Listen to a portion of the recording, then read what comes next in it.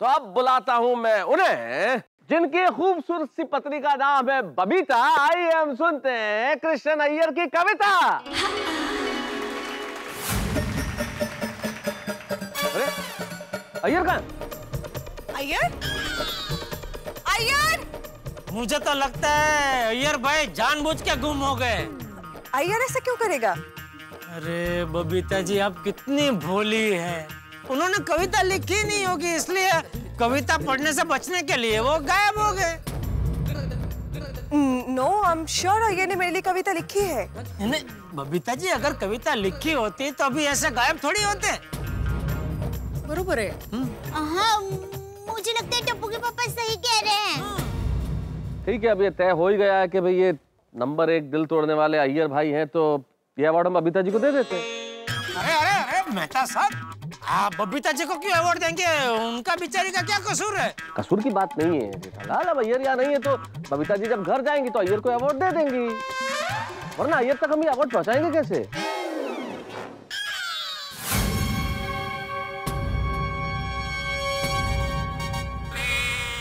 अय्यर भाई तक अवार्ड पहुंचाने की जरूरत नहीं है मेहता साहब। अय्यर भाई खुद अभी के अभी स्टेज पर आएंगे और अवार्ड का स्वीकार करेंगे। कैसे? देंगे देंगे अवार्ड अय्यर भाई के हाथ में ही देंगे। 1 मिनट। कहाँ है अय्यर भाई? 1 मिनट।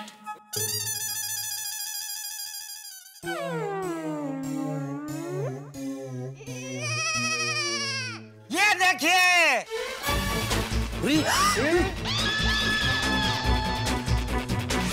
यहाँ है अय्यर भाई। आओ आओ इधर आओ, इधर आओ, इधर। अय्यर तुमने तो हद कर दी भाई। अय्यर ऐसे छुप के? अय्यर तुम छुप क्यों रहे थे? अरे बबीता, एक्चुअली मैं तुम्हारे लिए कोई कविता नहीं लिख सका, इसलिए चुप गया था। अय्यर, आज मुझे पता चल गया कि तुम मुझसे बिल्कुल प्यार नहीं करते हो। तो थोड़ा बबीता जी, अब इनसे बात करने का कोई मतलब नहीं है। अवार्ड देके खत्म करो। चलो बच्चा, आइए आइए आइए आइए, ऊपर आइए, आइए आइए आइए यार, अवार्ड दीजिए। खड़े हो जाओ यार। अय्यर यार क्या किया? बबीता जी आइए।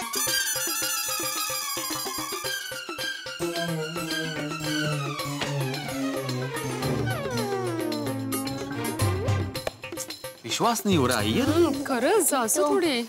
अय्यर, मैं सोच भी नहीं सकती थी कि नंबर 1 दिल तोड़ने वाले तुम निकलोगे। तुम मुझ पर एक कविता नहीं लिख सकते?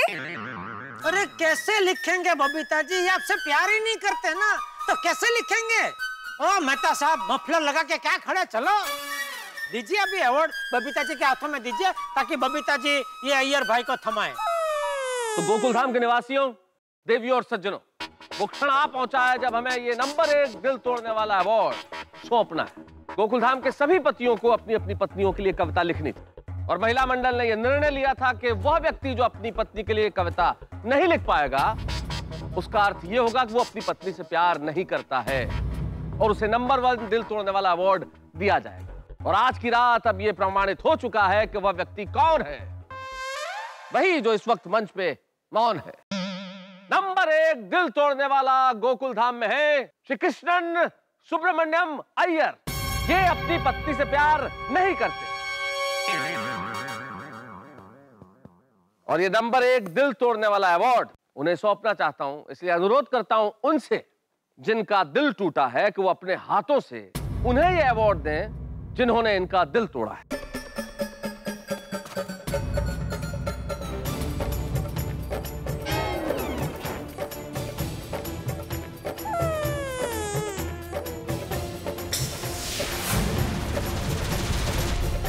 घर में टिप्पणी पर रखना सामने, अच्छा लगेगा।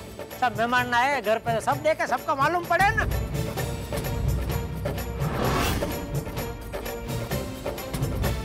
दोस्तों, शायद ये पहला ऐसा अवार्ड फंक्शन होगा जिसमें अवार्ड मिलने के बाद भी कोई ताली नहीं बजा। अरे मैं बजा रहा हूँ क्या? मैं बजा रहा हूँ ना।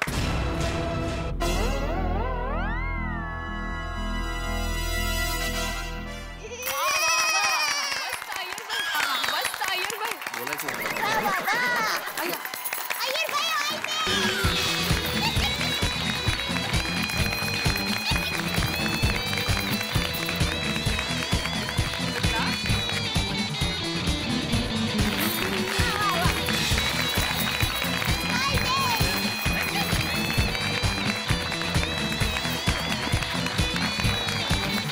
कमान मेरे चेन्नई के शेर, और हो जाए शुरू।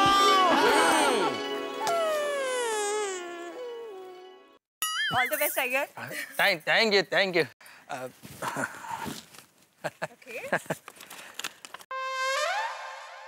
माय डियर बबीता, तुम मेरा सजनी हो तो मैं तुम्हारा साजन, तुम मेरा ऑक्सीजन हो तो मैं तुम्हारा हाइड्रोजन।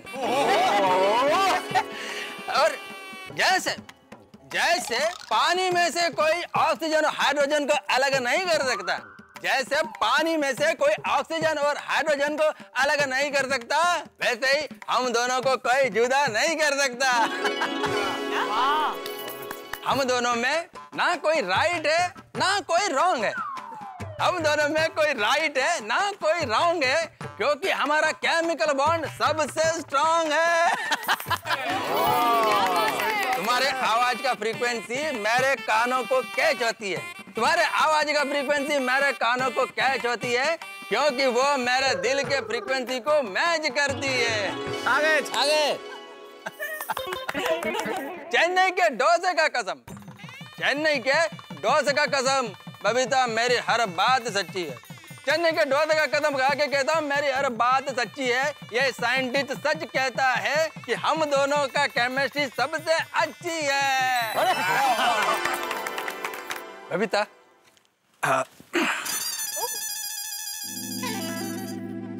बबीता, मैं तुम्हारा जानू, तुम मेरा जानम हो, मैं तुम्हारा मेंदू वड़ा तो तुम मेरी चमचम हो।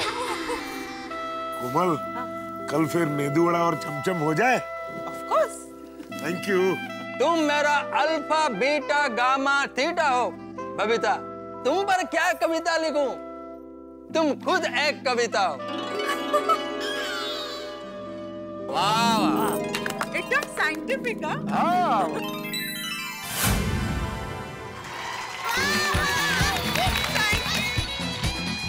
कविता कैसा लगा कविता तुमको?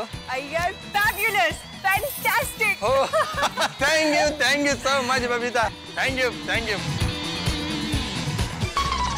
भाई क्या बात है, कृष्णन सुब्रमण्यम अय्यर साहब, कमाल कर दिया आपने। Thank you. जब मैं अय्यर भाई की कविता सुन रहा था तो मुझे ऐसा लग रहा था कि अय्यर साहब ये आपके लिए भी है और आप सबके लिए जो इन्होंने सुनाई, तब मैंने ये सोचा कि भाई अय्यर की कविता आप दोनों के संबंधों का एक खूबसूरत आभास, अय्यर की कविता आप दोनों के संबंधों का एक खूबसूरत आभास थी। कविता में एक अलग कशिश थी, अलग प्यास थी, कविता में एक अलग कशिश थी, अलग प्यास थी। अल्फा था, बीटा था, गामा था, थीटा था, हाइड्रोजन, ऑक्सीजन। अरे कविता थी या विज्ञान की क्लास थी? लेकिन साहित्य में विज्ञान का यह समागम बड़ा कमाल का है। जोरदार तालियां।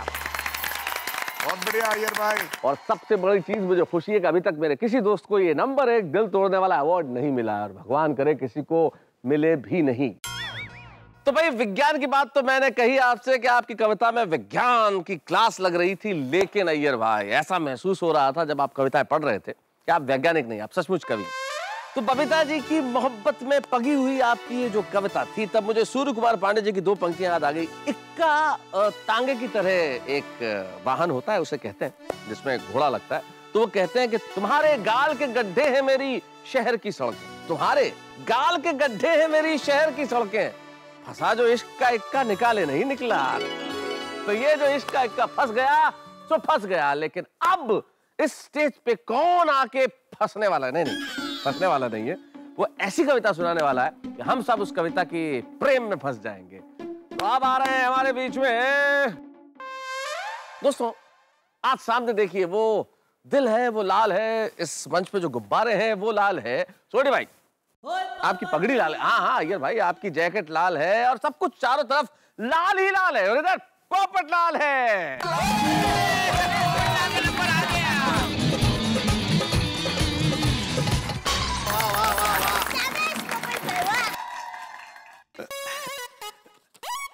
दोस्तों, ये कविता मैंने अपनी होने वाली पत्नी के लिए लिखी है। वो फिलहाल तो सिर्फ मेरे सपनों में है, लेकिन मुझे यकीन है कि इस कायनात में वो जहां कहीं भी होगी, आज मेरे दिल की आवाज इस कविता के जरिए उसके दिल तक जरूर पहुंचेगी।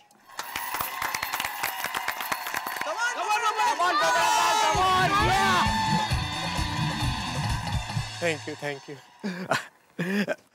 गौर फरमाइएगा, मेरे सपनों की रानी कब आएगी तू?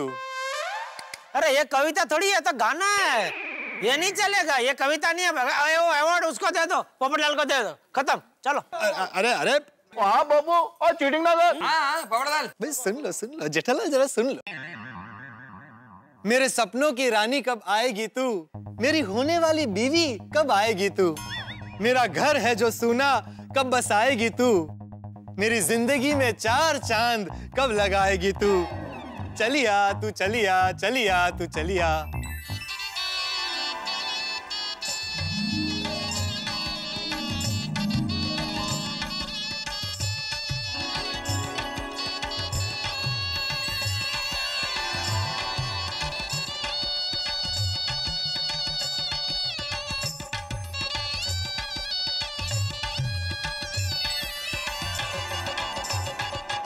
तेरे आने से मेरे जीवन का हर दुख छोटा हो जाएगा और तेरे हाथ का खाना खाकर ये पोपटलाल हाथी जैसा मोटा हो जाएगा।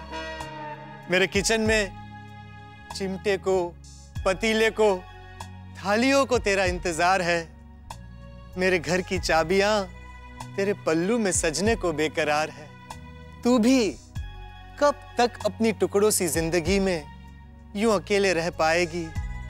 मेरी दया भाभी सच ही कहती है, तू बहुत जल्द मेरी जिंदगी में आ जाएगी। अब ये रात, ये चांदनी, ये तारे सब पुकार पुकार कर कह रहे हैं, मैं और मेरा छाता बेसब्री से तेरा इंतजार कर रहे हैं। मेरे सपनों की रानी कब आएगी तू, मेरा घर है जो सूना कब बसाएगी तू, चलिया चलिया चलिया तू चलिया। तेरे बारे में जो भी सुनूं सब सही लगता है। सोडा शॉप पर दोस्तों का मजाक भी बुरा नहीं लगता है,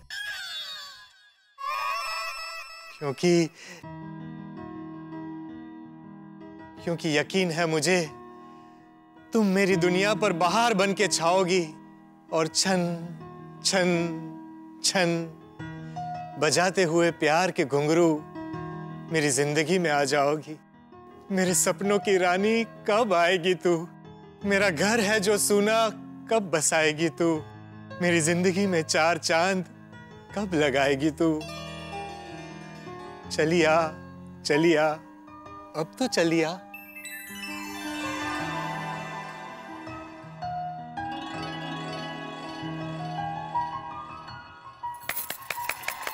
वाह वाह वाह वाह पोपट भाई, बहुत सुंदर कविता है, बहुत ही थैंक यू दोस्तों, थैंक यू। शाबाश दिव्या, शाबाश। पोपट भाई, आपने अपनी होने वाली पत्नी के लिए सच्चे दिल से इतनी सुंदर कविता लिखी है ना कि वो इस दुनिया में जहाँ भी होंगे उनके दिल तक आपकी ये कविता जरूर पहुँचेगी। थैंक यू दया भाभी, थैंक यू। एकदम सही कहा दया भाभी। पोपट भाई, जब एक दिल दूसरे दिल की पुकार सुन लेता है ना, तब दुनिया की कोई ताकत उन्हें मिलने से रोक नहीं सकती।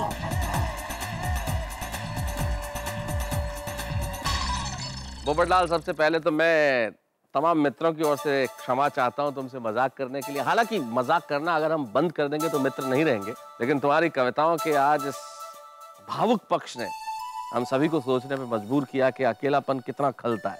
ये तुम्हारी मुस्कुराहट है जो उस अकेलेपन को छिपा देती है, लेकिन आज इस कविता में वो दर्द उभर आया।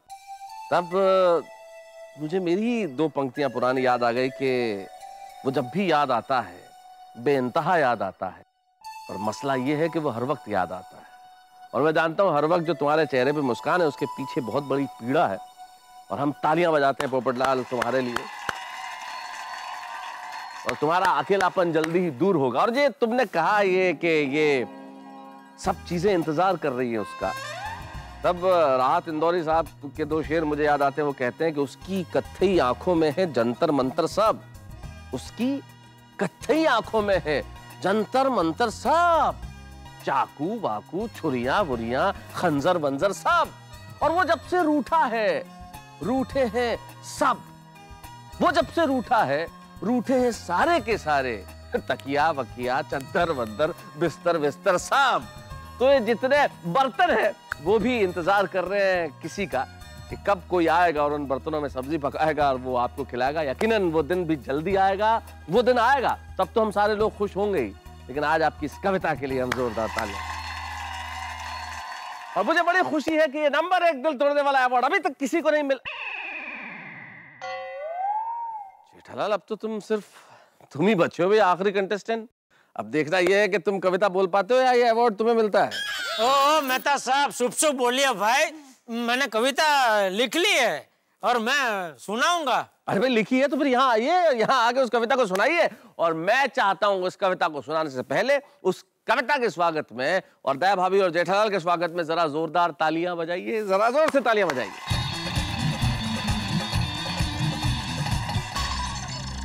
सुनाइए। पापा, all the best, come on.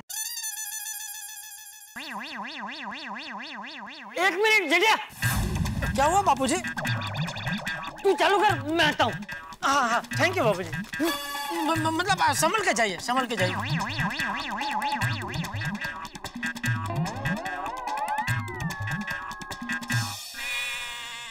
Thank you.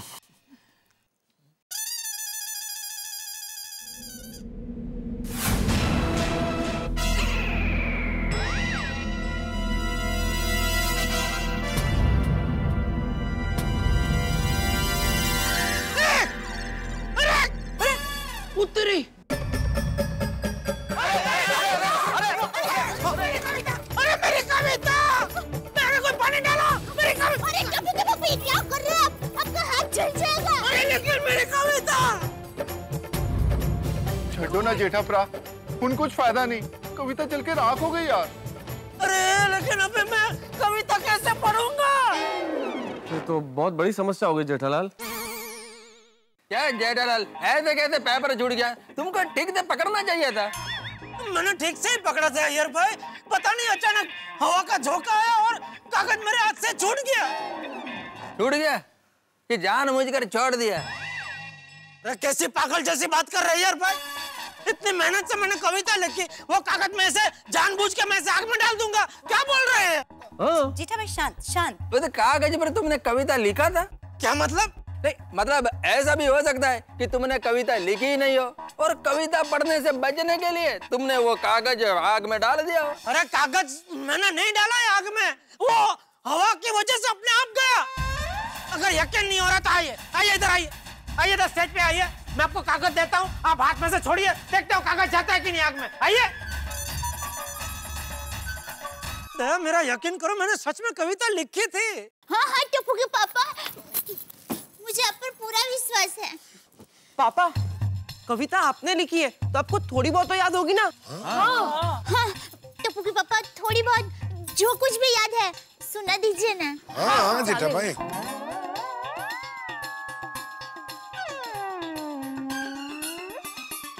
कुछ याद नहीं आ रहा है दया, मुझे इस वक्त कुछ याद नहीं आ रहा है। इसका मतलब जेठालाल तुमने कविता लिखा ही नहीं है, क्योंकि अगर तुमने कविता लिखा होता तो तुमको कुछ तो याद होता ना। मैंने कविता लिखी है। तो फिर बोल। मेरे को लगता है हमको गिनती चालू कर देना चाहिए। अरे 1 मिनट, इतनी जल्दी क्या गिनती चालू कर देनी चाहिए? 1 मिनट रुको भाई। सॉरी जेठालाल। 1 अरे 2 3 4 5 6 7 8 9 और 10 नंबर 1 दिल तोड़ने वाला अवार्ड मिलता है मेरे परम मित्र जेठालाल को। भाई मेरे दोस्त के साथ भी इतनी अजीबोगरीब घटनाएं होती है कि आप सोच नहीं सकते। अब देखिए ना, कविता का कागज जा गिरा आग में और भस्मीभूत हो गया। एक मिनट, आप कहीं ऐसा तो नहीं सोच रहे कि भाई उस पे कविता लिखी हुई नहीं थी और कविता पढ़ने से बचने के लिए जेठालाल ने ये सब खेल रचा है? भाई कुल मिला के विंटर पार्टी में से सर्दी तो गायब हो चुकी है और जेठालाल के पसीने छूट रहे हैं। कविता का ये खुमार अपने चरम पे है। अब देखना ये है कि ये दिलचस्प परिस्थिति और कितने हंगामे लेके आती है, ये जानने के लिए देखते रहिए तारक मेहता का उल्टा चश्मा। अगले एपिसोड में बहुत सारे हंगामे, बहुत सारे ठार। पापा कोशिश कीजिए, आपको पक्का याद आ जाएगा। 2 टप्पू के पापा, आपने मेरे लिए कविता लिखी है तो मुझे देखिए। 3 देखते रहिए। 4 अब आंखें बंद कीजिए। 5 कविता लिखते वक्त आपने मुझे जैसे याद किया था फिर से अभी वैसे ही याद कीजिए। आपको जल्दी से कविता याद आ जाएगी। याद कीजिए। 7 कीजिए कीजिए याद कीजिए। 8 9 अगर आपको सबसे पहले तारक मेहता का उल्टा चश्मा का अपडेट चाहिए, लाइक शेयर एंड सब्सक्राइब करना मत भूलना।